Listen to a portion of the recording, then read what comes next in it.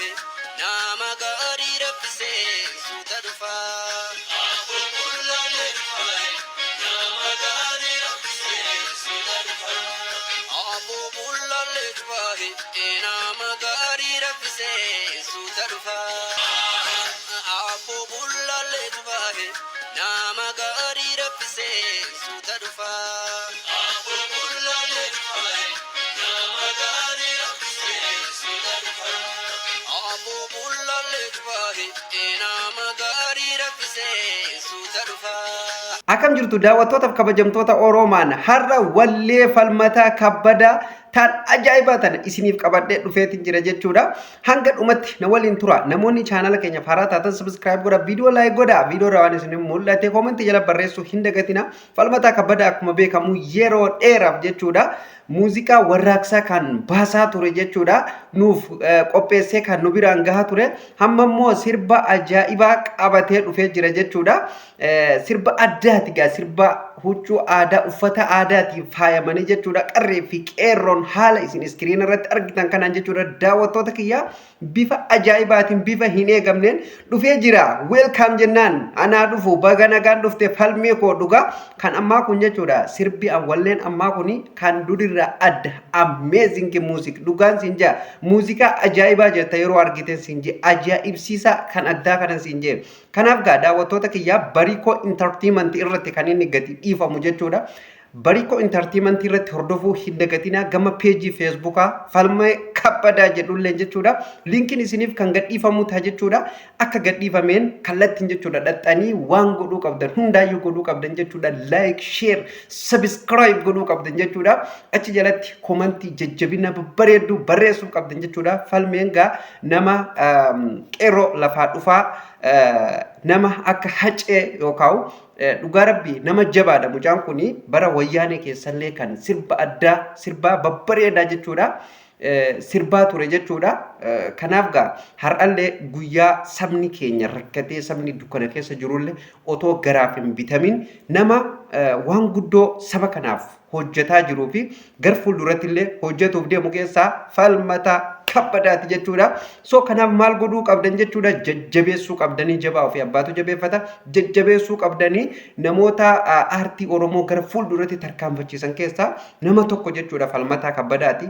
Kanaaf welcome jennaan ammallee welcome baga wallee akkana kana qabattee dhufte. Walleen kun yoo argitan ni ajaa'ibdan jechuudha. Waa baay'eetu keessa jira. Hamma tokko muramee gadhiifamee haala isin amma gara fuulduratti viidiyoo gara fuulduratti isin dhageessise kana jechuudha. Baay'ee kan namatti tolu dhugaa rabbi hedduu nama hawwata. Kanaaf gaa Barikoo Entertainment irratti hordofuu hin dagatinaa yeroo gabaabaa keessatti kan isin bira ga'u ta'a jechuudha. Sirbi kun jechuudha daawwattoota kiyya. Kanaafuu waliin itti bashannannaa waliin itti egaa mukuu keessan ofirraa of walumaa galatti jechuudha. Yeroo yeroon sirba babbareedaa kan ijoolleen Oromoo qindeessite gara foddaa yuutuubiitiin dib isin biratti gootu keessa sirba ijoollee Oromoo hedduu jechuudha qindeessanii afaan adda addaatiin kan taphatamu qindeessee kan gara hawaasa biraan ga'uutti jechuudha. Dadhabbii hedduutti dadhabaa turu. Barikoo Entertainment tokko jechuudha kana hunda keessayyii kanaafuu jajjabeeffamuu qaba jechuudha. Waan ofii abbaa jabeeffataa Oromoo jabeeffadhaan isinin jedha. Akkasumallee ijoolleen Oromoo warreen sirba akkanaa kana jechuudha sirba warraaqsaa ta'u akkasumallee sirba hawaasaaf jedhamee sirbamu hundumaa walitti waanuma aartii wal qabatu kamiyyuu jechuudha. Namoota waan akkanaa kana gara fuulduratti tarkaanfachiisuuf afaan Oromoo guddisuu keessatti aartiin afaan Oromoo guddisuu keessatti aartiin hubna guddaa kan qabu jechuudha. So kanaaf namoonni akkanaa kun jajjabeeffamuu qabu, bira dhaabbatamuu qabu, waan isaan barbaadan kamiyyuu jechuudha. Bira dhaabbatuu qabu. Waan biraa godhuuf hin dandeessan. Viidiyoo ma isaanii yeroo gadi dhiifame silaa namni amma boorsaa ofiitii baasee nama waa gargaaru hin jiru. Yeroo teekinooloojii waan taateef waan isin dandeessan yoo ta'e aartistii keessan bira dhaabbatu yoo barbaadanii birrii boorsaa keessanii baaftanii hin gargaartan. Bakka inni irratti gadhiifamu Barikoo Entertainment isin jedhee ture achirratti jajjabeessuu view bakka quality olaanaan ilaalamuu qaba. Akkasumallee like share gootanii subscribe godhuudhaan jechuudha. Viidiyoon gaafa quality olaanaan ilaalamu artistiin sunilleen hamilee godhataa deema. Hawaasa isaa bira gargaarsa waan argateef jaalala waan argateef jechuudha.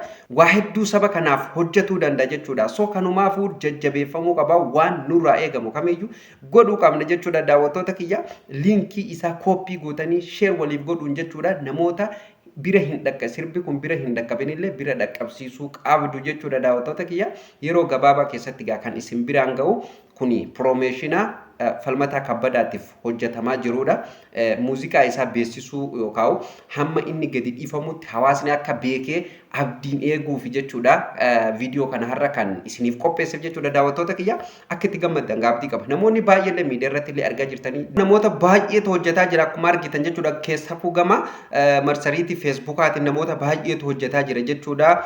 Falmataa kabbadaa baga nagaan dhuftee kootu nagaan kootu kan jedhu jechuudha. Namoota baay'eetu hojjetaa jira. So kanumaaf artistii keenya haala kanaan keessummeessuun akkasumallee haala kanaan simatuun baay'ee gaariidha. Artistoonni hedduun gameeyyii hedduutu jechuudha gama feesbuukaatiin gama tiktaakaatiin akkasumallee ispeeshaalii gama feesbuukaatiin sirriitti kan poromootii ta'aa jiru. Kanaaf guyyaa muraasa keessatti jechuudha kan isin biraan ga'u bartikoo intartiimantii irratti bubbisaa dhufa jechuudha gaafa falmataa kabbadaa akka isaa sanitti shurrubbaa isaa akkana godhaala daabbee isaa facaasaa jechuudha. Ajaa'iba dhugaa ajaa'iba jetta uffata aadaatiin faayamanii viidiyoo kwaalitii ol aanan dhugaa kan dhufaa jiru jechuudha. Akkuma beekamu wallisaan kun jechuudha sirba kana qofaa miti kan durallee sirboota baay'ee taphataa ture keessafuu bara maastar pilaanii irraa kaasee jechuudha sirboolee wallee warraaqsaa hedduu saba kana biraan gahaa ture jechuudha. Galata guddaa uummata kana biraa akka qabu kana naa miti hawaasni Oromootii fi isinillee ni beektan jechuudha daawwattoota kiyya. Kanaaf falmataa kabbadaa nama isiniif haarayaatii miti akkasumallee nama hawaasaa Oromoo guutuuf haarayaatii miti jechuudha. Garuu sirbi kun addatti kan durirraa addatti ilaalamuu qaba viyuun isaa ol ka'uu qaba jechuudha. Maaliif mucaan kun nama jabaa nama qeerroo lafaa dhufaa jiru jechuudha. Kanaaf jajjabeeffamuu qaba. Sanyiin akkanaa kun haa biqiltuu haa heddumaattu dhugaa rabbii maaliif namni saba ofiitiif xiqqollee taatu waa gumaachee galata guddaa uummata Oromoo biraa qaba jechuudha. Uummanni Oromoo baay'ee waan xiqqoo yoo ati daladde guddoo godheessi galateeffata dhugaa rabbii haalli uummanni ittiin nama keessummeessu baay'ee kan nama ajaa'ibsiisudha jechuudha. Kanaaf gaa falmee keenya nagaan kottu siin jedhan malee irra deebineetti sirbi baay'ee natti tole dhugaa rabbii sirbiin nama gadhiisee baay'ee natti tole liinkiin hamma xiqqoo gadi dhiifame jechuudha beeksisuma qofaa fi daawwattoota kiyya. Kanaaf daawwattoota kiyya hamma isiniif danda'ametti jechuudha aartii keessan guddisa. Wallisaa keessan bira dhaabbadhaa borsaa keessanii baastanii waatti kennaa isiniin jedhaa hin jiru.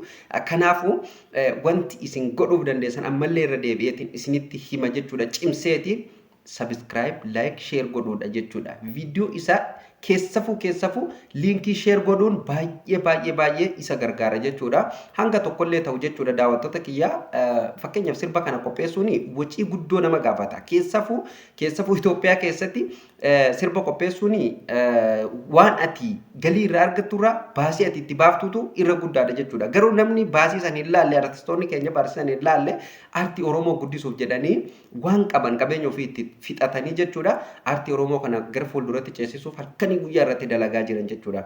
Kanaaf immoo nulleen hanga tokkollee ta'u jechuudha nuuf jedhanii dadhabbii isaan dadhaban kana hanga tokkollee taatu sheer goonee wal biraan namoota biraan geenye sooshaal miidiyaa qabnu kamirrattuu guruppii adda addaa keessatti liinkii sheer goonee liinkii viidiyoo sheer goonee hanga tokko isaan gargaaruu dandeenya jechuudha.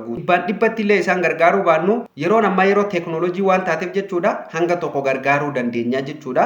Egaan daawwattootaaf kabajamtoota Oromaan viidiyoo kana ilaaltanii eega xumurtanii chaanaala Oromaaniif namoonni haaraa taatan subscribe godhaatii miseensa maatii keenyaa ta'a guyyaan viidiyoon nu gadhiisnu fi isaatiin akka isin bira dhaqqabuuf mallattoo notifiikeeshinii keessanii nu hordofuu hin dagatinaan isiniin jedha daawwattoota kiyya viidiyoo laayikii godhuu hin dagatinaa waan viidiyoo irraa isinitti mul'ate yeroo kamuu sanduuqa komentii keessatti barreessuu hin dagatinaan isiniin jedha qophiin har'aa asumarratti kan goolabamu ta'a qophii itti aanuun hamma walitti deebinutti nagaa ta'a.